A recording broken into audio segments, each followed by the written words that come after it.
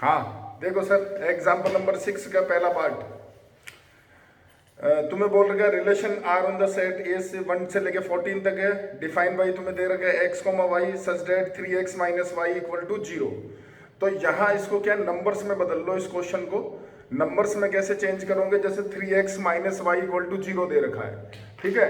और ए तुम्हें जो सेट दे रखा है एग्जाम्पल 6 का जो तुम्हारा फर्स्ट पार्ट है, ए सेट तुम्हें दे रखा है उसमें 1 2 3 डॉट डॉट डॉट डॉट 14 तक, और रिलेशन है 3x minus y equal to 0 यानी 3x इक्वल टू वाई। तो x अगर तुम 1 लेते हो तो y तुम्हारे पास हो गया 3, अगर x तुम 2 लेते हो y तुम्हारा हो गया 6, अगर 3 लेते हो y हो गया तुम्हारा 9, और अगर 4 लेते हो तो y हो गया तुम्हारा 12। That's all. यानी तुम्हारा रिलेशन हो गया 1,3, 2,6, 3,9 और 4,12। अब ये तुम्हारा रिलेशन हो गया, समझ गए। और अब इसको देख करके तुम बता दो कि क्या ये रिफ्लेक्सिव है, सिमेट्रिक है, ट्रांजिटिव है। तो ढंग से देख लो, रिफ्लेक्सिव नहीं है। क्यों नहीं है? क्योंकि 1,1 बिलोंग नहीं करता है। दूसरा, सिमेट्रिक भी नहीं है क्योंकि 1,3 है लेकिन 3,1 नहीं है। तीसरा, ट्रांजिटिव वो भी नहीं है क्योंकि 1,3 है, 3,9 है लेकिन 1,9 नहीं है। तो यानी ट्रांजिटिव भी नहीं है। तो ये क्वेश्चन इजी हो गया। इसको मतलब तुम देखो, दो ही चीज तुम्हें समझाई है, या तो नंबर्स में क्वेश्चन होगा तुम्हारा, अदरवाइज वो होगा वर्ड प्रॉब्लम। तो अपन ने इसको वर्ड प्रॉब्लम से नंबर्स में कन्वर्ट कर दिया क्योंकि नंबर्स में क्वेश्चन को सॉल्व करना इजी रहता है। समझ गए मेरी बात? सेम देखो, इसका जो सेकंड पार्ट है वो भी ऐसा ही क्वेश्चन है, वो आप खुद करो। इसके बाद जो इसका थर्ड पार्ट आता है ये मैं तुम्हें ऑलरेडी बता चुका हूं। क्वेश्चन है y is divisible by x। तो याद करो, क्वेश्चन अपन ने लास्ट क्लास में करा था कि b is divisible by a। ये सेम क्वेश्चन हो गया, सेम। अब जो इसका अगला पार्ट है, fourth part, x minus Y is an integer, वो तुमसे डिस्कस कर लेते हैं। इसका fourth part x minus Y is an integer, यानी आपको जो रिलेशन दे रखा है एग्जाम्पल 6 का तुम्हारा फोर्थ पार्ट तुम्हें बोल रखा है x comma y belongs to r है if and only if x minus Y is an integer. तो ढंग से देखो, अब ये तुम्हारा वर्ड प्रॉब्लम का क्वेश्चन हो गया तो तुम्हें वर्ड प्रॉब्लम के अकॉर्डिंग ही करना पड़ेगा। पहला रिफ्लेक्सिव, दोनों सेम लोगे। x माइनस एक्स क्या हो गया? 0 हो गया, और 0 इंटीजर होता है तो ये रिफ्लेक्सिव है। तुम्हें नीचे से उल्टा लिखना है, वो तुम्हें सिखा रखा है। दूसरा तुम्हारे पास आता है सेकंड पार्ट, सिमेट्रिक। जब x माइनस वाई इंटीजर है तो y माइनस एक्स भी इंटीजर ही होगा, तो ये तुम्हारे पास में सिमेट्रिक भी हो गया। और जब तीसरा पार्ट ट्रांजिटिव की x माइनस वाई इंटीजर है और y माइनस जेड इंटीजर है, तो इन दोनों को ऐड कर दो तो तुम्हारे पास x माइनस जेड, क्योंकि दो इंटीजर का सब इंटीजर ही होता है, उसके नीचे लाइन लिख देना, sum of two integer is also an integer. कब लिखोगे? जब पहला तुम लिखोगे कि x minus Y is an integer, दूसरा तुम लिखोगे y minus Z is an integer, फिर तुम लिखोगे sum of two integer is also an integer. तो उन दोनों को ऐड करोगे तो वो भी इंटीजर होगा, तो x माइनस जेड भी इंटीजर आ गया, यानी ये ट्रांजिटिव भी हो गया। यानी रिफ्लेक्सिव भी है, सिमेट्रिक भी है, ट्रांजिटिव भी है। और याद रखो, जब तीनों रिलेशन लगते हैं तो उसको बोलते हैं इक्विवेलेंस रिलेशन। इक्विवेलेंस रिलेशन, अगर R S T तीनों अप्लाई हो रहे हैं तो उसको बोला जाता है इक्विवेलेंस रिलेशन। अभी आएगा तुम्हारा सेकंड एक्सरसाइज, यही है पूरी की पूरी। तो ये था सर छठा एग्जाम्पल। चारों पार्ट तुमसे डिस्कस कर लिए हैं, चारों के चारों, ठीक है। आगे बढ़ते हैं। एग्जाम्पल नंबर 7, तुम्हारा क्वेश्चन आ गया, ढंग से देखो। इस बार जो रिलेशन है वो है a less than equal to b। सबसे पहले पार्ट आता है रिफ्लेक्सिव, तो a less than equal to a, तो सर इक्वल टू का साइन आ गया तो a इक्वल टू a होता है, तो इसलिए तुम्हारा रिफ्लेक्सिव हो गया। Second part, a less than equal to b है लेकिन b less than equal to a नहीं हो सकता है, खुद सोच लो, नॉट पॉसिबल, तो ये सिमेट्रिक नहीं होगा। बच्चे बोलते हैं सर इक्वल टू के हिसाब से हम कर लेंगे कि a बराबर b है तो b बराबर a होगा। मेरे भाई इक्वल टू जो लग रहा है रीजन, वो केवल इक्वल वाले के अंदर ही कर सकते हो तुम, बाकी a और b तो दोनों अलग अलग नंबर हो गए। अगर तुम दूसरे को सेम ही ले लोगे तो फिर वो कैसे होगा? ठीक है, अगर ये रिलेशन देता है कि a बराबर b, अगर रिलेशन ही ये होता तो सर वो तो तीनों ही हो जाता, वो तो सिमेट्रिक, रिफ्लेक्सिव, ट्रांजिटिव तीनों होता। लेकिन इसने तुम्हें a less than equal to b लिख के दे दिया। इसका ये मतलब है सर कि आपको लेस देन साइन को यूज में लेना पड़ेगा। इक्वल टू तो ले रहे हैं खाली पहले केस के अंदर, जब आपके पास में वो दोनों सेम है, तो ये आपका रिफ्लेक्सिव तो है लेकिन आपका सिमेट्रिक नहीं है। तीसरा सोचो transitive, a less than equal to b और b less than equal to c है तो definitely a less than equal to c होना ही होना है, तो ट्रांजिटिव ये होगा ही होगा। समझ में आ गया क्या? बोलो मुझे। Yes sir. ठीक है, इसके बाद देखो सर एग्जाम्पल नंबर तुम्हारा 8 आता है। इस बार तुम्हें रिलेशन दे रखा है कि P Q belongs to R तब होगा जब पी और क्यू का जो डिस्टेंस है वो लेस देन 2 यूनिट्स होगा। पी और क्यू में डिस्टेंस लेस देन 2 यूनिट्स होगा। तो सबसे पहला पार्ट रिफ्लेक्सिव, दोनों पॉइंट लो पी, तो पी और पी में डिस्टेंस होता है 0, तो यानी वो हो गया लेस देन 2, तो यानी रिफ्लेक्सिव हो गया।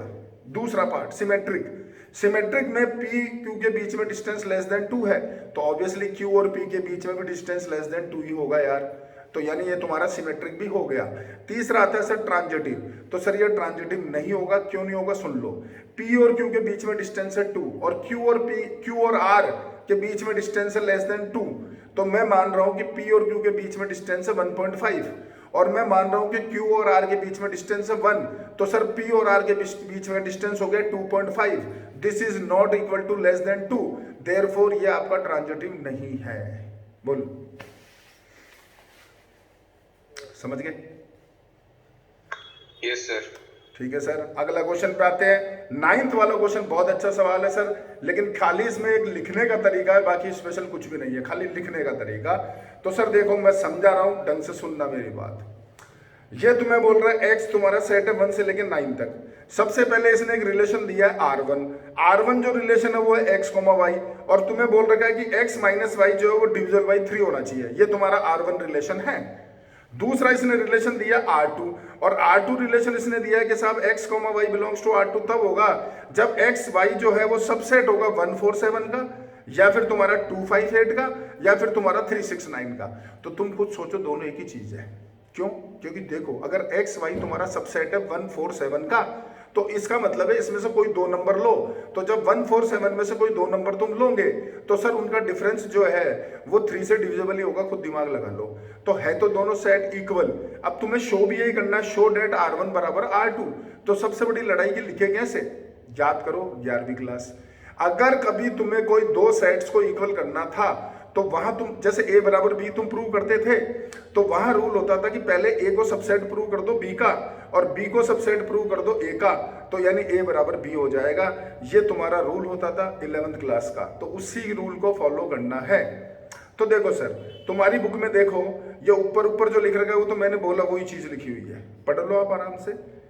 Clearly R1 and R2 are subset of x cross x. In order to prove that R1 equals to R2, it is sufficient to show that R1 is the subset of R2 and R2 is the subset of R1. ये मैंने बोला वही चीज है, ठीक है।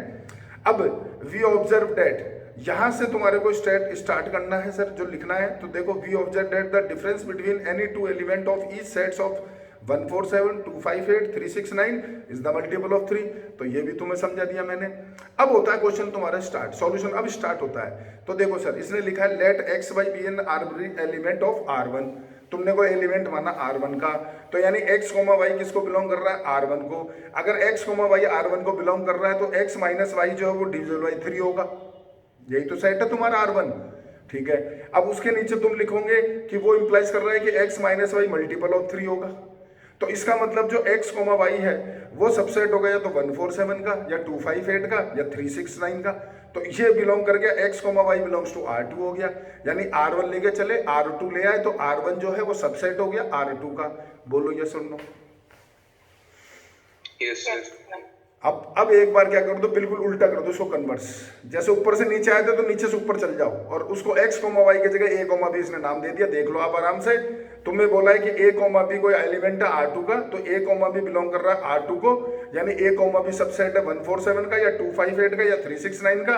इसका मतलब a माइनस बी जो है वो डिविजल बाई 3 है। इसका मतलब a, b belongs to R1 है। इसका मतलब तुम्हारा R2 जो है वो सबसेट हो गया R1 का, और फर्स्ट और सेकंड इक्वेशन से रिजल्ट आ गया कि R1 बराबर R2।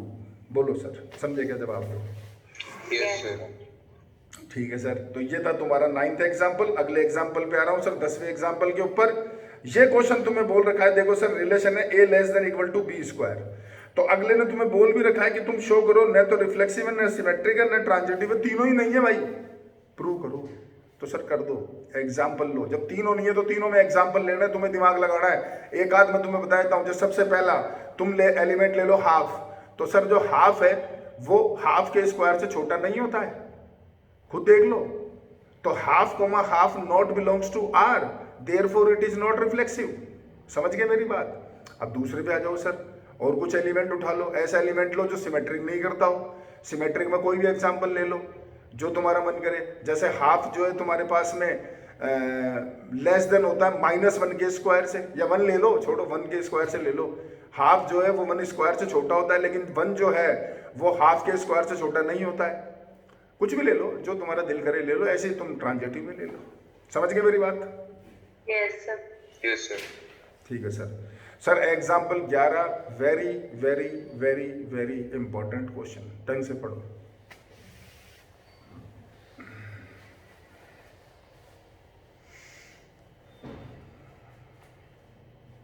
देखो सर, ये तुम्हें बोल रखा है कि तुम्हारा सेट है A 1 2 3, और तुम्हें शो करना है कि जो नंबर ऑफ रिलेशन है कंटेन करते हैं 1 2 और 2 3 को, which are reflexive and transitive but not symmetric is 3। मतलब तुम्हें ये प्रूव करना है, ढंग से सुनना मेरी बात, कि तुम्हें प्रूव करना है कि ऐसे 3 रिलेशन होते हैं, 3 इस सेट पे 3 रिलेशन ऐसे हैं जो 1 2 और 2 3 को कंटेन कर रहे हैं, और वो रिफ्लेक्सिव भी हैं और वो ट्रांजिटिव भी है, लेकिन वो सिमेट्रिक नहीं है। तो तुम्हें बताना है कि वो 3 रिलेशन कौन कौन से हैं। तो मैं तुम्हें सिखा रहा हूं, देखो सर बोर्ड के ऊपर देखना। ए सेट अपने पास दे रखा 1 2 3, तुम्हारे पास में आर है टी है, दोनों दे रखे हैं, लेकिन एस तुम्हारा नहीं है। सबसे पहले नाम दिया R1, देखो रिफ्लेक्सिव है तो तुम लिखोगे 1 1, तुम लिखोगे 2 2, तुम लिखोगे 3 3, हो गया साहब, रिफ्लेक्सिव हो गया। दूसरा, मुझे ट्रांजिटिव बनना है, लेकिन मुझे बोल रखा है कि सर 1 2 और 2 3 तो मुझे लेना ही पड़ेगा, ये तो मुझे लेना ही पड़ेगा, बोल रहा है वो तुम्हारे को, ठीक है। अब मेरे को इसको ट्रांजिटिव करना है और सिमेट्रिक नहीं करना है। तो सर देखो 1 2 2 3, तो तुम यहाँ क्या लिख दो 1 3, तो ये ट्रांजिटिव हो गया, आराम से सोच लो। यहां मैंने लिख दिया इसको 1 3, ब्रैकेट कर दिया क्लोज। अब तुम चेक कर लो कि क्या ये ट्रांजिटिव है, तो सर ये है। क्या ये सिमेट्रिक नहीं है, तो नहीं है, क्योंकि 1 2 का उल्टा नहीं है। तो जो वो बोल रहा है वो कंडीशन यहां सेटिस्फाई हो रही है, तो ये पहला रिलेशन आया है। ऐसे तुम्हें बताना है कि ऐसे 3 है, एक नहीं है 3 है। तो सर देखो दूसरा देखना, R2, तो देखो सर पहले रिफ्लेक्सिव बनना है तो 1 1 लिखूंगा, 2 2 लिखूंगा, 3 3 लिखूंगा, रिफ्लेक्सिव हो गया। अब ट्रांजिटिव बनना है, लेकिन उससे पहले 1 2 और 2 3 को लेना जरूरी है, तो ये दोनों ले लिए। अब मेरे पास में ये ट्रांजिटिव प्रूव करना है, तो सर 1 2 2 3 है तो 1 3 तो मुझे लिखना ही पड़ेगा, तो मैंने यहां पर 1 3 लिख दिया है। अब समझना मेरी बात ढंग से, ये तो दोनों सेम हो गए, तो सेम तो चलेंगे नहीं, कुछ और भी तो लेना पड़ेगा। तो सर मैंने यहां पर इसका किसी का उल्टा पकड़ लो, जैसे 1 2 है तो 1 2 का कन्वर्स लो, तो वो हो गया 2 1, तो मैंने यहां 2 1 लिखा। तो अब चेक करो, क्या मैं इसका ब्रैकेट क्लोज कर सकता हूं? यानी वो तभी करूंगा जब ये मेरा ट्रांजिटिव होगा और सिमेट्रिक नहीं होगा। तो सिमेट्रिक तो नहीं है, देखो साफ दिख रहा है, क्योंकि इसका उल्टा 2 3 का उल्टा नहीं है तुम्हारे पास। पर मुझे चेक करना है कि क्या ये ट्रांजिटिव है, क्या लड़ाई तो उसी के ट्रांजिटिव की। तो सर के चेक कर लेते हैं, देखो तुम्हारे सामने, मैंने तुम्हें बोला सेम लेते नहीं, अपन ट्रांजिटिव में मना कर दिया था तुम्हारे को, तो इन चारों को चेक करना है, कर लेते हैं सर, बड़ा आसान है। देखो 1 2 2 3 तो 1 3 बैठा है, इस 1 2 को और देखो, ये रहा सर 2 1 1 2 2 1, तो 1 1 ये बैठा, इसका रोल खत्म हो गया। समझ गए क्या? आगे बढ़ते हैं। देखो 2 3 है, 3 से स्टार्ट, ये भी नहीं है, ये भी नहीं है, ये भी नहीं है, इसका कोई मतलब ही नहीं है। 1 3 तो 3 से स्टार्ट, ये भी नहीं है, ये भी नहीं है, ये भी नहीं है, इसका रोल भी खत्म हो गया। 2 1 तो ये रहा 1 2, तो तुम्हें चाहिए 2 2, ये रहा 2 1, तो ये नहीं है स्टार्ट, ये देखो 1 3 2 1 1 3, तो तुम्हें चाहिए 2 3, ये बैठा। तो चारों सेटिस्फाई कर गए, यानी ये ट्रांजिटिव है। ब्रैकेट कर दो क्लोज, बोलो समझेंगे। दो हो गए, 2 तुम्हारे सामने हो गए। आगे बढ़ते हैं सर, देखो तीसरा R3 1 1 2 2 3 3, 1 2 लूंगा, 2 3 लूंगा, 1 3 लेना पड़ेगा मेरे को, ठीक है सर। अब मैं क्या करता हूं, मैं लेता हूं सर इसका उल्टा नहीं, मैं इसका उल्टा ले लेता हूं, 1 3 का उल्टा ले लेता हूं, 3 1 ले लिया मैंने। तो देखो सर चेक करो सर कि क्या ये हो गया ट्रू या कुछ बचा है। तो देखो 1 2 2 3 1 3 हो गया और 2 से स्टार्ट नहीं है, 2 3 3 1, तो मुझे चाहिए 2 1, तो नहीं है मेरे पास, 2 1 नहीं है। तो एक बच्चा बोला सर 2 1 ले लो, सिमेट्रिक थोड़ी होगा, अपने पास इसका उल्टा कहाँ है। तेरी बात बिल्कुल सही है भाई, ये अपना 3 1 और 1 2 है, तो मैं एक 3 2 यहाँ ले लेता हूँ। मेरी बात समझना, जैसे मेरे पास में 3 1 है, और सॉरी 2 3 3 1 है, तो मैंने यहाँ पर 2 1 लिख दिया। समझ रहे हो मेरी बात को। चलो चेक करते हैं, 2 3 3 1 2 1 हो गया, और 3 से स्टार्ट कोई नहीं है, ये 1 3 3 1 तो 1 1 ये बैठा, और 3 से स्टार्ट कोई नहीं है। अब ये तुम्हारा 3 1 और आगे देखो 1 से स्टार्ट 1 2, 3 1 1 2, तो मुझे चाहिए 3 2, और अगर मैंने 3 2 लिख दिया तो फिर भैया ये तो सिमेट्रिक भी हो गया। खुद दिमाग लगा लो। तो यानी जो मैंने 1 3 का उल्टा लिखा था वही मामला गलत हो गया, यानी ये मेरे पास में सर गलत है। मैंने चला के लिया था इसको ताकि तुम्हें समझा सकूं कि केवल 3 ही बनेंगे, 4 नहीं बनने वाले हैं। अब देखो इधर R4, सबसे पहले 1 1 2 2 3 3 1 2 2 3 1 3, देखो इसका उल्टा ले चुके, इसका उल्टा गलत हो गया, इसका उल्टा लेते हैं यानी 3 2। करो सर चेक, ट्रांजिटिव है क्या चेक करते हैं। तो देखो 1 2 2 3 1 2, और 2 से स्टार्ट नहीं है, 2 3 3 2, तो तुम्हें चाहिए 2 2 ये बैठा, और 3 से स्टार्ट नहीं है, 1 3 3 2, तो तुम्हें चाहिए 1 2 ये बैठा, और तुम्हारा 3 से स्टार्ट कोई नहीं है, 3 2 और 2 3, तो तुम्हें चाहिए 3 3 ये बैठा। इसका भी रोल खत्म हो गया, यानी सेटिस्फाई कर रहा है। चारों चेक हो गए, देख लो आराम से। तो यहां ब्रैकेट क्लोज कर दो, तो सर देख लो 1 2 3 3 आ गए, और तुम्हें क्या बोलना 3 ही होंगे। तो ये क्वेश्चन बहुत शानदार था सर, इसमें दिमाग लगाना पड़ता है पूरा पूरा। और इसी तरह के जो क्वेश्चन है, ये तुम्हारे एग्जाम्पल खत्म हो गए सारे, इसी तरह के जो क्वेश्चन है वो तुम ढंग से देखो, 15 16 यही सवाल पढ़ लो।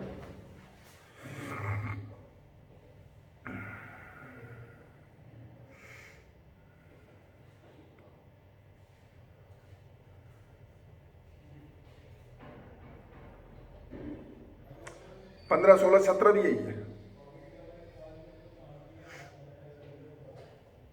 समझ गए भाई। बोलो जवाब दो भैया। Yes sir.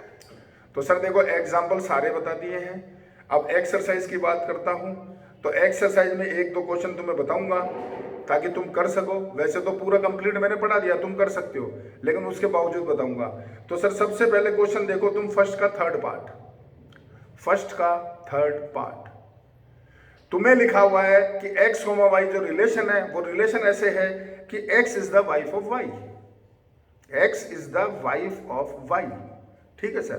तो सबसे पहला पार्ट आता है रिफ्लेक्सिव में दोनों लिखोगे सेम, यानी तुम्हारे पास आएगा x is the wife of x।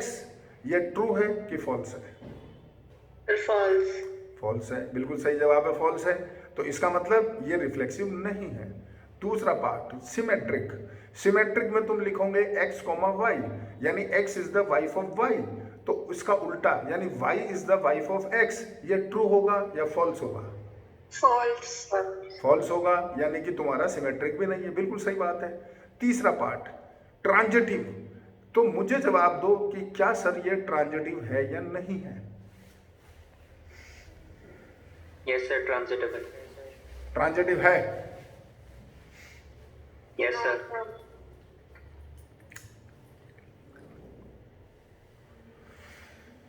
हाँ भाई, बाकी तुम्हारा क्या बोलना है बाकी बच्चों का? क्या बोल रहे हो लक्षिता? नो सर, नहीं है। नहीं है। हाँ भाई अंशुल?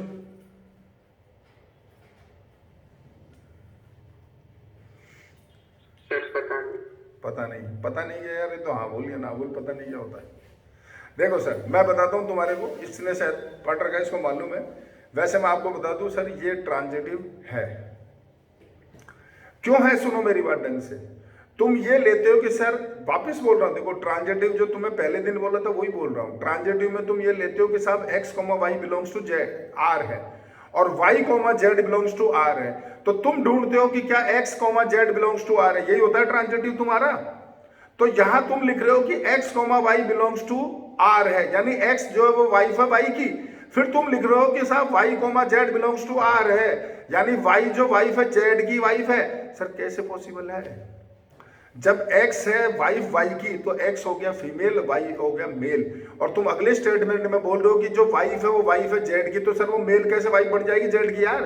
तो तुम्हारे पास y कॉमा जेड तो है ही नहीं ना, तो तुम x कॉमा जेड कहां से ढूंढ रहे हो यार? समझ में आया?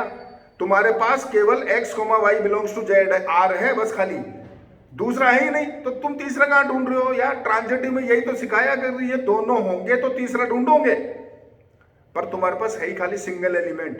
पहला एलिमेंट है बस खाली x comma y belongs to r है बस, y comma z not belongs to r है, हो ही नहीं सकता है। तो फिर x कॉमा जेड क्यों ढूंढ रहे हो? और जो भी सिंगल एलिमेंट होता है वो ट्रांजिटिव होता है, तुम्हें यही समझाया है। बोलो समझेगा? Yes sir. अगर समझ गए तो इसका जो फोर्थ पार्ट है तुम्हारे पास लिखा हुआ x is the father of y, तो जवाब दो सर कि क्या रिफ्लेक्सिव है क्या? No sir. No sir. ठीक है। सिमेट्रिक है क्या? No sir. No sir. Transitive है क्या?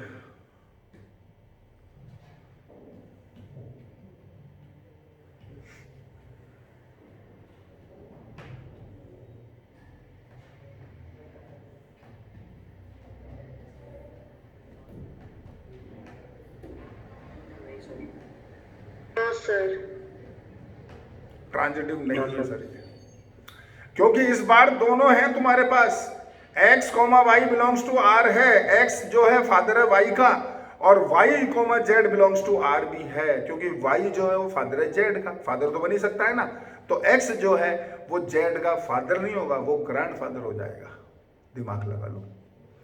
तो इसका मतलब ट्रांजिटिव नहीं है। समझ गए सर? Yes sir. ठीक है। अब देखो सर, मैंने सेकंड क्वेश्चन तो तुम्हें दे दिया था। अब जो फर्स्ट क्वेश्चन है उसमें 2 पार्ट कर दिए, बच्चे 2 तुम करो, और जो थर्ड क्वेश्चन है 4th 5th 6th 7th, मतलब तुम्हें सर पूरी एक्सरसाइज करनी है आज कंप्लीट। इसमें कई डाउट आएंगे, मैं नहीं बता रहा तुम्हें कौन से अच्छे सवाल है, मैं कतई नहीं बता रहा हूँ। तुम करो उनको, तब पता तो चले कि तुमने होमवर्क किया है मेरे भाई। तो इसलिए मैं तुम्हें कोई भी क्वेश्चन नहीं बता रहा हूँ इसके आगे, क्योंकि जो अगली एक्सरसाइज है वो बहुत ईजी है, उसको समझाना बहुत आसान है। मतलब जो मेन तुम्हारा क्लास में कल रहेगा वो डाउट ज़्यादा रहेंगे। तो आप करो, फिर बात करते हैं आपसे कल। ठीक है भाई? Okay okay.